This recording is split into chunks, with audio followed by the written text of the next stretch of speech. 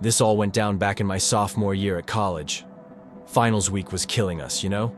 Me and my roommates. There was Jake, always the clown, Sarah, who studied non-stop, and Mike, the quiet one who smoked too much. We were crammed in our crappy off-campus apartment, the kind with thin walls where you hear the neighbors fighting at 2 a.m. The fridge hummed weirdly loud that night, like it was trying to warn us or something. Anyway, Jake pulls out this old Ouija board from his closet. Said he found it at a garage sale for $5. "We need a break," he goes, grinning like an idiot. "Let's ask it for exam answers." We laughed, set it up on the coffee table cluttered with pizza boxes and empty beer cans. The planchette thing, that's the pointer, right? It moved slow at first. We swore no one was pushing it. Asked dumb stuff like, "Who's gonna fail chem?" It spelled Jake. We cracked up. Then Sarah, half joking, asks, "What's something we don't know?" It starts moving faster. Spells out 423ELMST and then BASEMENT. We stared at each other. "That's an address," Mike mutters, pulling out his phone. Turns out it's a duplex 2 blocks from campus, that rundown place with the overgrown yard everyone avoids. We shrugged it off. "Board's messing with us," Jake says. But later, after a few more beers, we got stupid. "Let's check it out," someone suggests. Think it was me, actually. Felt like a dare. We piled into Mike's beat-up Honda, the one with the sticky door handle from spilled soda last week. Drove over, parked crooked on the street. The house looked normal enough under the streetlight, but the windows were dark, curtains drawn tight. We banged on the door, giggling like fools. After a minute, this woman opens up, maybe in her 40s, face pale, eyes wide. "What do you want?" she whispers, clutching the door like we're robbers. We told her about the Ouija thing, thinking it'd be funny. Her face changes. She starts shaking. "My brother, he vanished 2 years ago. Police searched everywhere. Turns out her teenage brother went missing from that house. Cops had given up. Town moved on. But we mentioned the board spelling the address and basement. She calls the police right then. We waited on her porch, sobering up fast. The air smelled like wet grass from earlier rain, and I remember swatting at mosquitoes biting my arms. Cops show up, take our statements. They search the place again, backyard too. Found stuff buried shallow. Old clothes that matched what her brother wore last, and fresh cigarette butts, like someone had been there recent. Forensics ran tests. One butt had DNA from Jake. We all froze when they told us. Turns out Jake had bummed a smoke off some guy at a party weeks back, same brand. But how'd it end up there? Police thought we planted it or knew something. Suddenly, our whole group, me, Jake, Sarah, Mike, even a couple friends who weren't there, were hauled in for interviews. Subpoenas flew. Hours in stuffy rooms, detectives grilling us. "Why'd you go there?" "What are you hiding?" The woman, she turned on us quick. Accused us of making it up to mess with her, reopen old wounds. Said we were cruel kids looking for thrills. Campus got wind. Rumors spread like fire. Jake got suspended pending investigation. He panicked, destroyed his phone, thought there were texts that looked bad. Cops charged him with obstruction. He pleaded guilty, got probation. Rest of us? Cleared eventually, but it wrecked us. Friendships broke. I couldn't sleep, kept hearing that fridge hum in my head, wondering if the board knew something real. Looking back, was it coincidence? Or did we stir up trouble that was waiting? The board never glowed or anything spooky. No ghosts. Just us, dumb decisions, and a lead that tangled innocence in a forgotten mess. Sometimes at night, when the floor creaks from my neighbor's dog pacing upstairs, I think about that address. Wonder if her brother's still out there, or if we made it worse. Leaves you uneasy, doesn't it? Like some things are better left untouched.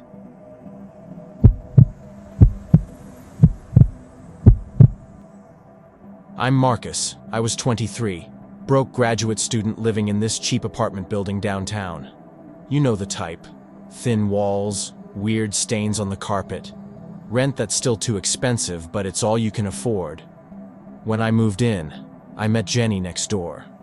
She was maybe 25, worked part-time somewhere. Always had time to chat. Really into ghost shows and paranormal stuff. She'd knock on my door with coffee and talk about how our building had spiritual energy or whatever. I thought she was just lonely. I was lonely too. One night she brought over this old Ouija board. Said we should try it in my apartment because my unit had the strongest vibes. I laughed it off, but I don't know. I was bored. Studying gets old. We set it up on my kitchen table. Jenny knew all these rules about how to do it properly.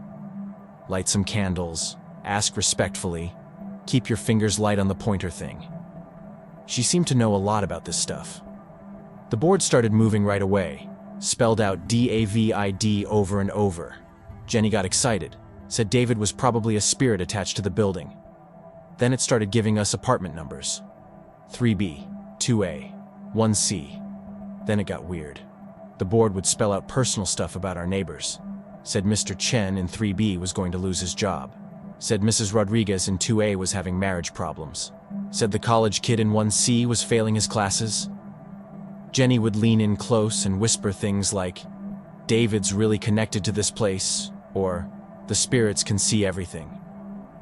I started paying attention to our neighbors after that. Mr. Chen did look stressed lately. Mrs. Rodriguez had been arguing with her husband in the hallway. The college kid always looked exhausted. But when Mr. Chen actually got fired the next week, that freaked me out. We kept doing these sessions. Jenny would come over with snacks, and we'd ask David questions. The board knew everything. Who was behind on rent? Who was cheating? Who had money problems? Jenny started getting really specific with the information. She'd say things like, "David wants to help Mrs. Rodriguez," and then suggest we should tell her what the spirits revealed about her husband. That's when I started feeling uncomfortable. Something about Jenny's face when she talked about our neighbors. She looked excited, not scared or amazed. Excited. I remember one night I was taking out trash, and I saw Jenny coming out of Mrs. Rodriguez's apartment. When I asked her about it, she said she was just being a good neighbor, checking on her because the spirits were worried. Mrs. Rodriguez looked terrible that week, really terrible. Then Jenny started talking about blackmail. Not directly, but she'd say things like, if people knew what David knows about them, they'd probably pay to keep it quiet. She'd laugh when she said it, but it wasn't a funny laugh. I started watching Jenny more carefully during our sessions. Her fingers on the pointer seemed to guide it sometimes. Not obviously, but I tested it. I'd ask the board questions only I knew the answers to. The board got them wrong, but questions about our neighbors? Always right. I realized Jenny worked part-time at the property management office downtown, the same company that managed our building. She never mentioned it directly, but I saw the logo on some papers in her apartment. That night I couldn't sleep. I kept thinking about all the personal information the board had given us. All the stuff Jenny seemed to know. All the times she'd been in neighbors' apartments for maintenance or wellness checks. The next morning I heard sirens. Mrs. Rodriguez had tried to kill herself. Her neighbor found her and called 911. She survived, but barely.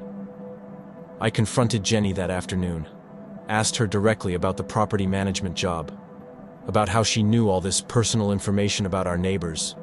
She didn't deny it. She just smiled and said, "Does it matter? The information is still real." That's when I understood. Jenny had been using tenant files, rent records, maintenance reports, everything she could access at work.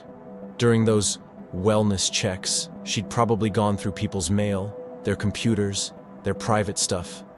She'd been feeding me this information through the Ouija board, making me complicit in spying on our neighbors, making me think it was supernatural. And she'd been using the fake spirit messages to manipulate people, to blackmail them, to destroy them. Mrs. Rodriguez almost died because Jenny told her the spirits revealed her husband was cheating. Information Jenny got from reading her private emails during a fake maintenance visit. I moved out the next week. Broke my lease, lost my deposit, didn't care. Before I left, I found out Jenny had been doing this for months. Multiple buildings, multiple victims. The property management company fired her when I reported what happened, but the damage was already done. Mrs. Rodriguez divorced her husband. Mr. Chen never recovered from his job loss. That college kid dropped out. All because someone they trusted made them believe in ghosts instead of seeing the real monster living next door. I still have nightmares about that kitchen table, about Jenny's excited face in the candlelight, about how easily I believed her lies. The scariest part? I almost helped her destroy more lives. I almost became the monster too. Never touched a Ouija board since. Never will. Some spirits you contact aren't dead. They're sitting right next to you, moving the pointer with their own sick intentions.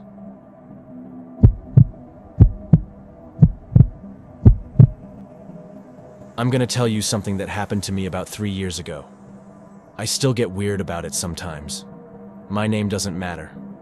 But this story, it's real. I stayed at my friend Sarah's family house over a winter break. It was one of those old places where the heat never quite worked and the pipes groaned at night. Sarah's grandmother lived there too. Kind, cookie-making, soft-spoken. In the attic, we found an old Ouija board. Her grandmother said it had belonged to her husband, who died when Sarah was little. We were bored college kids. Sarah, Mike, Jessica, and I decided to try it. At first, it was dumb questions. Is anyone there? What's your name? And nothing happened. Mike kept nudging the planchette, and Jessica mocked him. But then the movement smoothed, and things changed. The board spelled Grandpa. Sarah brightened. She called her grandfather Grandpa. Then the board spelled dates. March 15th, 1967. Pine Street. Blue car. We had no context. We pressed for answers. Sorry. Accident. Tommy Martinez. Sarah went pale. She told us to stop. The board kept going. Hit and run. Covered up. Never told anyone. Mike laughed it off, but Sarah was shaking. She ran for her grandmother. In the kitchen, they spoke in low, broken sentences. When they came back, the grandmother looked aged, like the conversation had carved years into her face. She sat down and confirmed everything.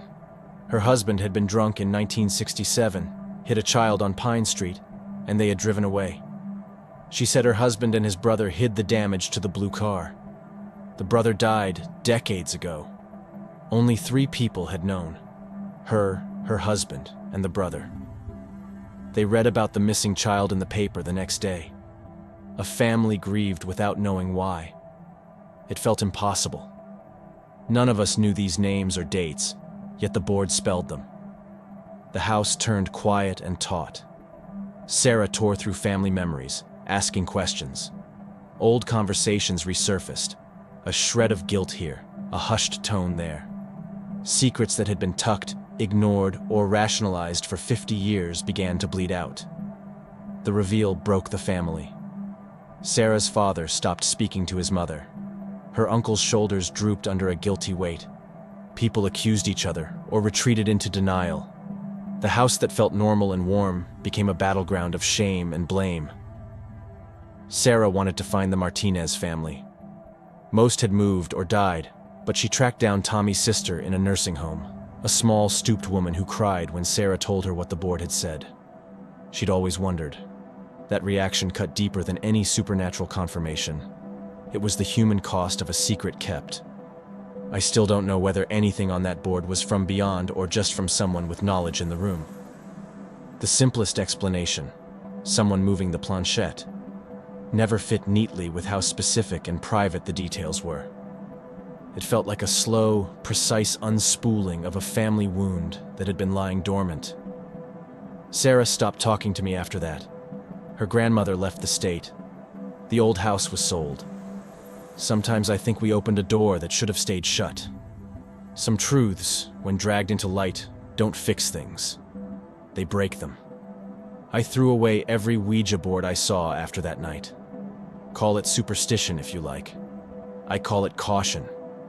There are secrets that, once found, change everything. And sometimes the change is worse than the mystery.